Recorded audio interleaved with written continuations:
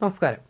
Microsoft Windows പ്രശ്നം എല്ലായിടത്തും ബാധിച്ചിരിക്കുകയാണ്. ഈ പ്രശ്നം യുടെ വിദേശകാര്യ മന്ത്രാലയത്തിൻ്റെ ഇലക്ട്രോണിക് സേവനങ്ങളെയും ബാധിച്ചു.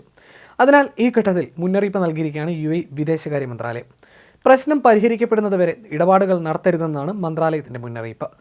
സാങ്കേതിക തകരാർ ഇലക്ട്രോണിക് സംവിധാനങ്ങളെ ബാധിച്ചതിനാൽ ഓൺലൈൻ പോർട്ടലുകളിലൂടെ ഇടപാടുകൾ നടത്തരുതെന്ന് വിദേശകാര്യ മന്ത്രാലയം ജനങ്ങളോട് അഭ്യർത്ഥിച്ചു. ഈ പ്രശ്നം പരിഹരിക്കപ്പെടുന്നതുവരെ ഇടപാടുകൾ നടത്തരുതെന്നാണ് മന്ത്രാലയത്തിൻ്റെ അഭ്യർത്ഥന. അറ്റസ്റ്റേഷൻ ഉൾപ്പെടെയുള്ള സേവനങ്ങളാണ് തടസ്സപ്പെട്ടത്. ചില സേവനങ്ങൾക്ക് തടസ്സം നേരിടുമെന്ന് മാനവ വിഭവശേഷി മന്ത്രാലയം മുന്നറിയിപ്പ് നൽകി. സൈബർ സെക്യൂരിറ്റി കൗൺസിലും ഇതുമായി ബന്ധപ്പെട്ട് മുന്നറിയിപ്പ് നൽകിയിട്ടുണ്ട്. സാങ്കേതിക തകരാറിൻ്റെ മറവിൽ തട്ടിപ്പുകൾക്ക് എതിരെ ജാഗ്രത പാലിക്കണമെന്നും അധികൃതർ മുന്നറിയിപ്പ് നൽകി. അഭ്യൂഹങ്ങൾക്ക് പകരം ഔദ്യോഗിക വിവരങ്ങളെ ആശ്രയിക്കാനും നിർദ്ദേശമുണ്ട്. അതേസമയം തകരാറിനെ തുടർന്ന് ഇൻഡിഗോ 192 വിമാന സർവീസുകളും റദ്ദാക്കിയിട്ടുണ്ട്. രാജ്യത്ത് ഏറ്റവും കൂടുതൽ സർവീസ് നടത്തുന്ന കമ്പനിയാണ് ഇൻഡിഗോ. റദ്ദാക്കിയവയിൽ കേരളത്തിൽ നിന്നുള്ള സർവീസുകളും ഉൾപ്പെടുന്നു. ആകാശ, സ്പൈസ്ജെറ്റ്, എയർ ഇന്ത്യ എക്സ്പ്രസ് തുടങ്ങിയ കമ്പനികളുടെ ചെക്ക് ഇൻ ജോലികളും താറുമാറായി. ബുക്കിംഗ്, ചെക്ക് ഇൻ, റീഫണ്ട് സേവനങ്ങളാണ് തടസ്സപ്പെട്ടത്.